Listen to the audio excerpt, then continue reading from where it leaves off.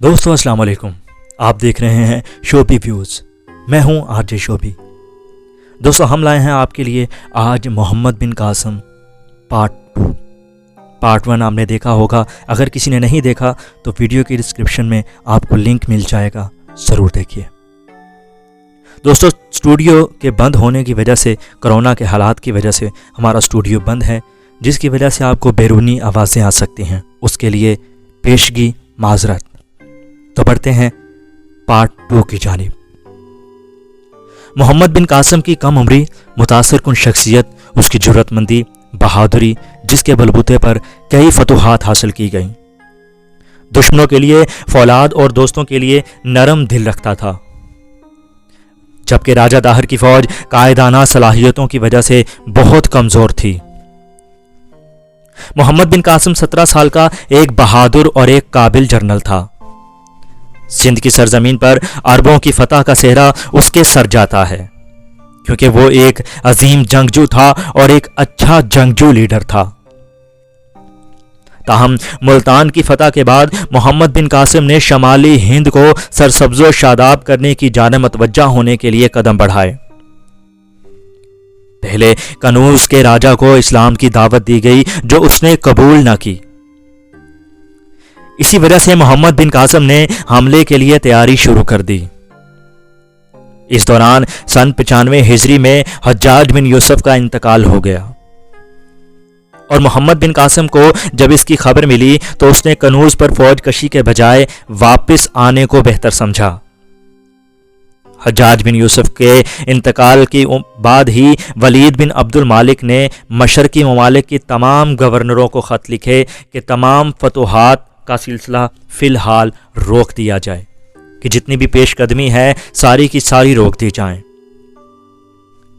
محمد بن قاسم کی شمالی ہند کی فتوحات کی خواہش پوری کرنے کے لیے حالات میں اجازت نہ دی گئی، اور یوں کچھ ماہ بعد خلیفہ ولید بن عبد المالک کا بھی 96 ہجری میں ہی انتقال ہو گیا۔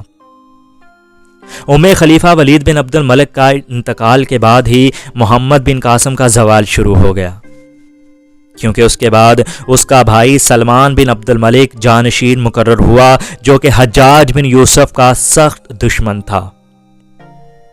حجاج کے انتقال اگرچہ اس کی خلافت کے آغاز سے قبل ہی ہو گیا تھا، لیکن اس عداوت کا بدلہ اس نے حجاج بن یوسف کے تمام خاندان سے لیا، اور محمد بن قاسم کے تمام کارناموں کو نظر انداز کر دیا اور خدمات کو بھی قبول نہ کیا۔ انہیں حجاج کا خلیفہ مقرر کرنے کی وجہ سے بھی اس چیز کے لیے عتاب کا نشانہ بنایا گیا۔ سلمان نے یزید بن ابی کبشہ کو سندھ کا والی بنا کر بھیجا اور حکم دیا کہ محمد بن قاسم کو فوری گرفتار کر کے بھیجو۔ محمد بن قاسم کے ساتھیوں کو جب اس کی گرفتاری کا علم ہوا تو انہوں نے محمد بن قاسم سے کہا کہ ہم تمہیں اپنا امین جانتے ہیں، اور اس کے لیے ہم تمہارے ہاتھ پر بیعت کرتے ہیں، اور ہم وعدہ کرتے ہیں کہ ہم خلیفہ بن کا ہاتھ تم تک نہیں پہنچنے دیں گے۔ لیکن محمد بن قاسم نے خلیفہ کا حکم سامنے اپنے آپ کو سر جھکا دیا۔ یہ ان کی عظمت کی سب سے بڑی دلیل ہے۔ اگر وہ ایسا نہ کرتے تو ان کی امداد کے لیے سندھ میں ہر ذرہ آ گیا تھا، لیکن انہوں نے اپنے آپ کو یزید ابی کبشہ کے سامنے پیش کر دیا۔ محمد بن قاسم کو گرفتار کر کے دمشق بھیج دیا گیا۔ سلمان نے قید خانے میں بند کروا دیا۔ یوں 7 ماہ کی قید جھیل لینے کے بعد وہ اس دنیا سے رخصت ہو گئے، اور اس طرح خلیفہ نے قدر نہ کی، اور مسلمانوں کے ہاتھوں سے ایک عظیم لیڈر صرف ذاتی انا اور ذاتی دشمنی کے نظر ہو گیا۔ لیکن انہوں نے جو جنگی صلاحیتیں چھوڑیں، اس کا مسلمانوں کے اوپر کافی گہرا اثر پڑا۔ ان کے کارنامے ہندوستان میں سر انجام جو دیے گئے وہ تاریخ میں سرخ اور سنہری حروف میں لکھے گئے ہیں۔ ان کی موت سے دنیا اسلام کو عظیم نقصان پہنچا۔ جبکہ سیکولر طبقے کے مطابق ایک روایت میں محمد بن قاسم کا مذاق بھی اڑایا گیا اور اسی طرح ان کی موت کا مذاق بھی اڑایا گیا.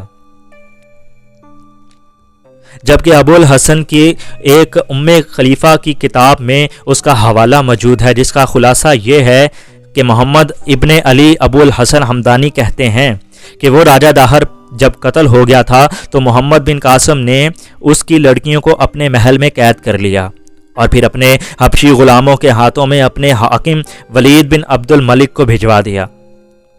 جب خلیفہ نے انہیں اپنے حرم میں بلایا تو راجہ داہر کی بیٹیوں نے خلیفہ سے جھوٹ بولا کہ وہ خلیفہ کے لائق نہیں، کیونکہ محمد بن قاسم انہیں پہلے ہی استعمال کر چکا ہے.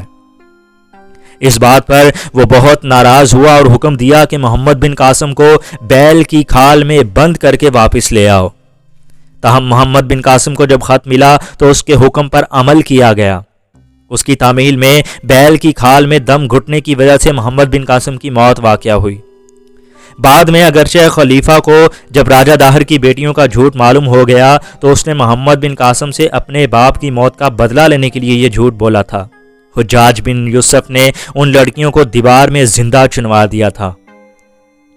یہ روایت کس حد تک درست ہے اور کس حد تک نہیں، اس روایت میں بہت سے تضادات اور ترتیب کی تاریخی غلطیاں موجود ہیں. ابی الحسن کہتے ہیں کہ جب راجہ داہر مارا گیا تھا تو اس کی بیٹیوں کو اس کے محل میں بند کروا دیا گیا تھا. محمد بن قاسم نے انہیں اپنے حبشی غلاموں کے ہاتھوں انہیں حفاظت میں دے کر بغداد بھیج دیا. یہ تمام کی تمام باتیں جو ہیں وہ جھوٹ پر مبنی ہیں. جو پہلی روایت آپ کو بتائی گئی ہے، خلیفہ ام خلیفہ کی وجہ سے ان کی موت واقع ہوئی، ان کو قید کر دیا گیا صرف اور صرف ذاتی انات کی بنیاد پر، اور صرف اسی طرز کا واقعہ ہے، اس وقت حقیقت پر مبنی ہے.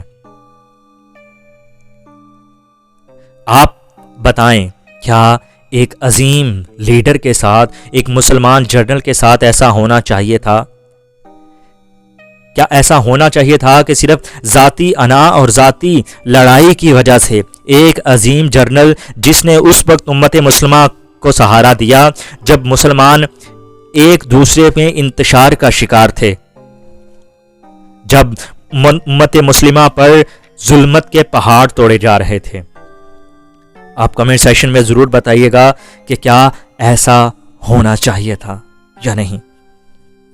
چینل کو سبسکرائب ضرور کریں کیونکہ ہم لاتے ہیں آپ کے لیے تاریخی ویڈیوز. مجھے دیجیے گا اجازت. اپنے آس پاس کے لوگوں کا خیال رکھیے گا. اللہ حافظ. اللہ نگہبان. پاکستان زندہ باد.